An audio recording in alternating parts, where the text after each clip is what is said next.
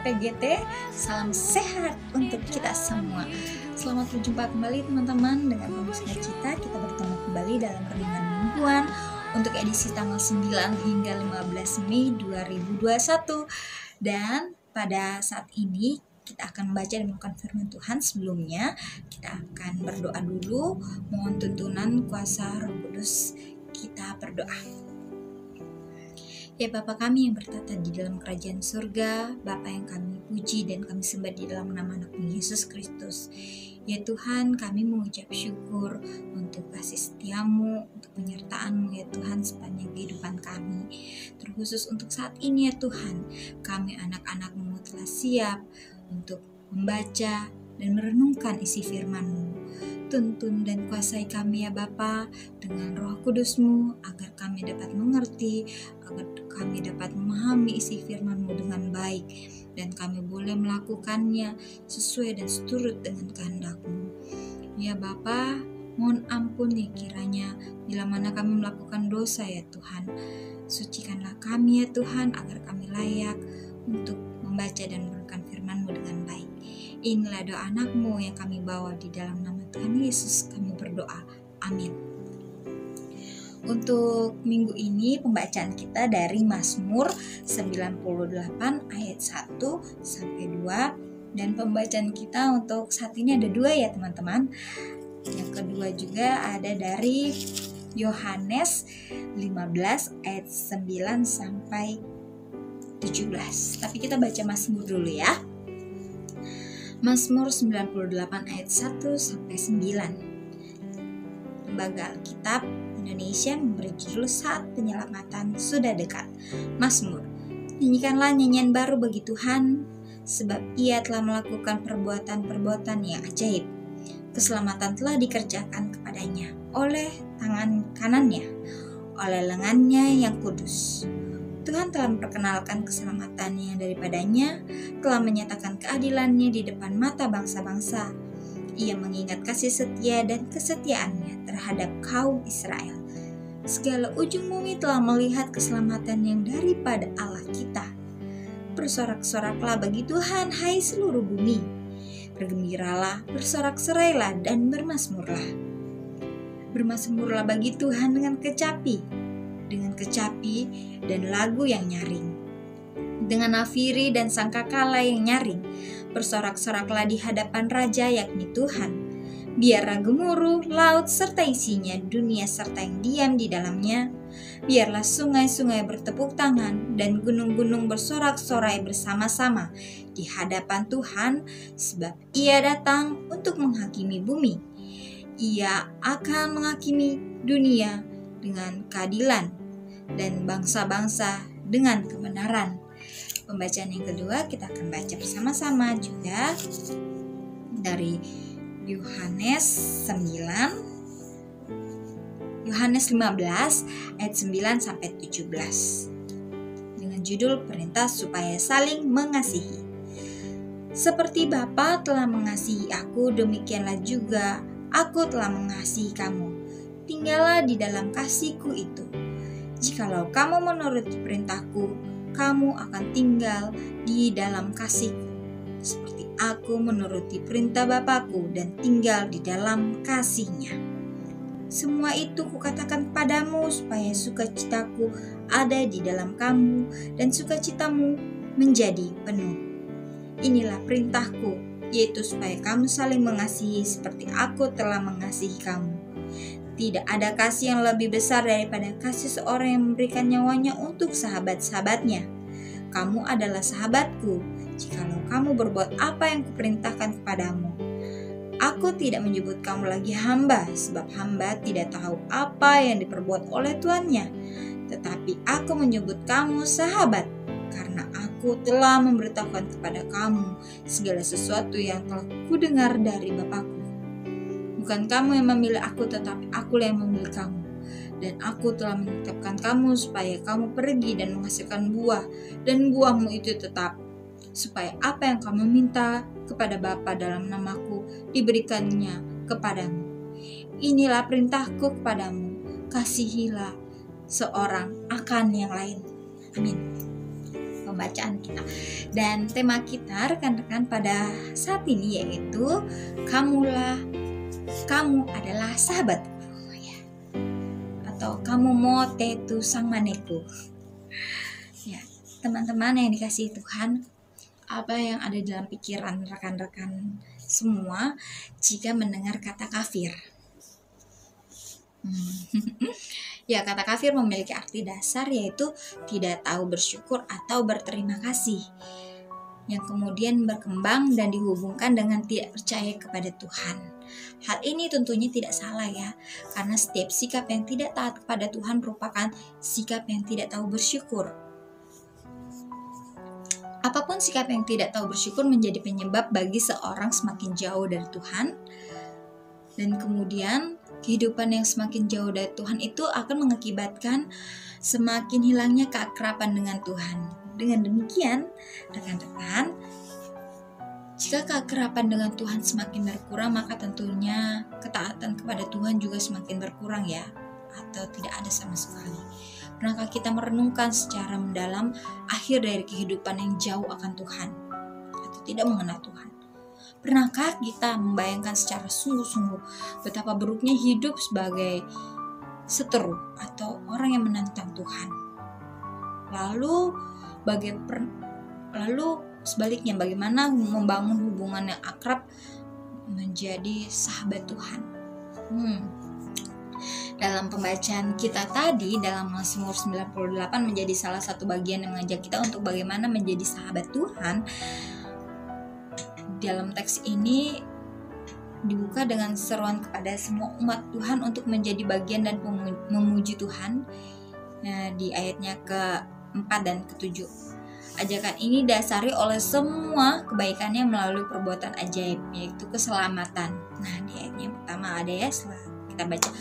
Dan juga memperkenalkan kepada bangsa-bangsa karena keadilannya kepada semua orang. Di ayatnya kedua. Kemudian selanjutnya yaitu sebagai bentuk kasih setia dan kesetiaannya di ayat ketiga. Kata telah di situ menggambarkan bahwa Tuhan mengerjakan karya keselamatan sejak manusia itu jatuh dalam dosa. Ya, kita lihat bahwa dalam Kejadian 3 itu dan setelahnya itu Tuhan, kita tahu ya, kita bahwa manusia itu telah jatuh dalam dosa, dan meskipun Tuhan tahu manusia telah jatuh dalam dosa, tapi dia terus berkarya di dalam kehidupan ini hingga saat ini. Dalam ayat 4-8 serta akan memuncak pada masa yang akan datang ya, dalam ayat ke-9b dalam diri Yesus Kristus. Teman-teman yang dikasihi Tuhan, kata ajaib menggambarkan bahwa apa yang dikerjakan oleh Allah mengenai keselamatan merupakan karya yang tidak dapat dikerjakan oleh tangan atau upaya manusia biasa. Kerjaan itu hanya bisa dilakukan oleh Allah sendiri dalam Yesus Kristus. Demikian karya ajaib dari Allah yang merupakan anugerah, di mana anugerah sendiri yaitu sesuatu yang tidak dapat dikerjakan dan sesungguhnya tidak layak diberikan kepada manusia, tetapi tetap diberikan kepada manusia.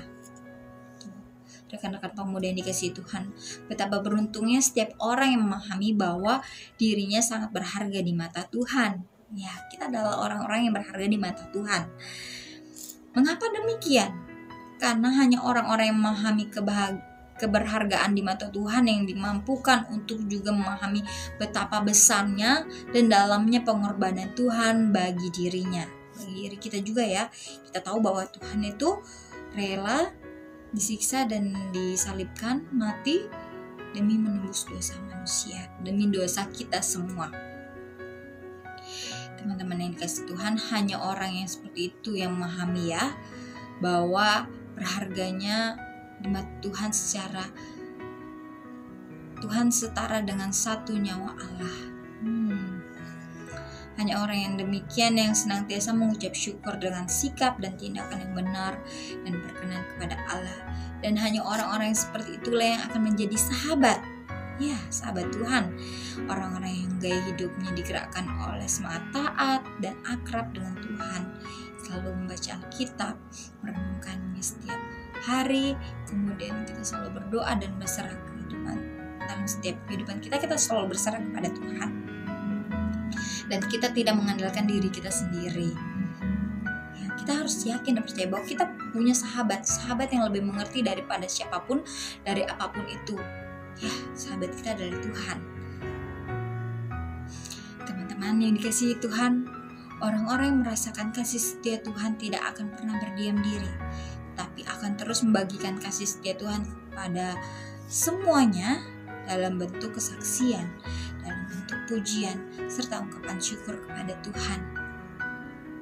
Diberkati untuk menjadi berkat, menjadi sahabat, untuk menjadikan orang lain sahabat. Demikianlah dijelaskan dalam pengakuan gereja Toraja bab keempat tentang tujuan penebusan, dan bab 5 pengudusan manusia dalam rangka memberitakan perbuatan-perbuatan ajaib dari Tuhan. Nah, saudara-saudara atau rekan-rekan pemuda yang dikasihi Tuhan, pertanyaan refleksi kita pada minggu ini: sadarkah saudara nilai dan harga saudara di mata Tuhan? Ya, mungkin kita bisa menjawab seberapa berharganya kita di mata Tuhan. Yang kedua, rindukah saudara-saudara atau rekan-rekan PPGT semua menjadi sahabat Tuhan? Mari kita serahkan kehidupan kita menjadi sahabat Tuhan yang selalu setia dan taat, dan selalu menjadi berkat buat orang-orang di sekitar kita, dan menyatakan kebenaran akan firman Tuhan. Amin. Teman-teman, mari kita satu dalam doa. Kita mohon kekuatan dan penyertaan Tuhan untuk renungan firman Tuhan pada saat ini. Kita berdoa. Ya Tuhan, kami mengucap syukur untuk kasih setiamu. Kami yakin dan percaya bahwa Engkaulah sahabat kami, sahabat yang paling mengerti kami, yang tahu akan setiap pergumulan yang kami hadapi. Kami juga percaya Tuhan, dalam setiap pergumulan yang kami hadapi, Engkau selalu ada, selalu beserta kami, dan tak pernah meninggalkan kami. Tuhan, biarlah firman-Mu yang kami baca dan renungkan ini boleh tertanam dan tersimpan dalam hati kami dan tumbuh, serta kami boleh menerapkan dalam kehidupan kami masing-masing. Tuhan, ajarlah kami menjadi teladan buat orang-orang di sekitar kami. Mampukanlah ya Tuhan kami menjadi pemuda-pemudimu yang tangguh, pemuda-pemudimu yang disenangi banyak orang. Ya Bapa, jauhkanlah kami dari segala kuasa jahat dan berbahaya. Berkati kami ya Tuhan, berkati kami dalam bekerja dan menjalankan tugas tanggung jawab kami ya Tuhan, sebagai karyawan, sebagai pegawai dimanapun kami ditempatkan, sebagai pemuda-pemudimu dalam pelayanan. Tuhan, berkati kami dalam mengemban tugas tanggung jawab kami juga ya Bapa. Ya Bapa, berkati teman-teman kami yang saat ini bergumul dalam mencari pekerjaan. Tuhan, tuntun dan sertai teman-teman kami ya Tuhan dalam mencari pekerjaan, sehingga di mana tiba waktunya mereka memperoleh pekerjaan, dan mereka senantiasa mengucap syukur untuk penyertaan Tuhan dan kasih setia Tuhan. Ya Bapa, kami berdoa untuk kehidupan kami ya Tuhan, di tengah-tengah masa pandemi COVID masih ada hingga saat ini. Ingatkanlah kami ya Tuhan untuk selalu mengikuti protokol kesehatan yang ada, dan jauhkanlah Tuhan segala kuasa jahat mara bahaya yang ada. Kiranya kami dapat menjalani kehidupan kami dengan baik. Ya Bapa, berkati kehidupan kami sebagai pemuda-pemudimu dalam menjalani hubungan satu sama yang lain. Kerinduan-kerinduan kami ya Tuhan, kami yakin dan percaya Engkau senantiasa mendengar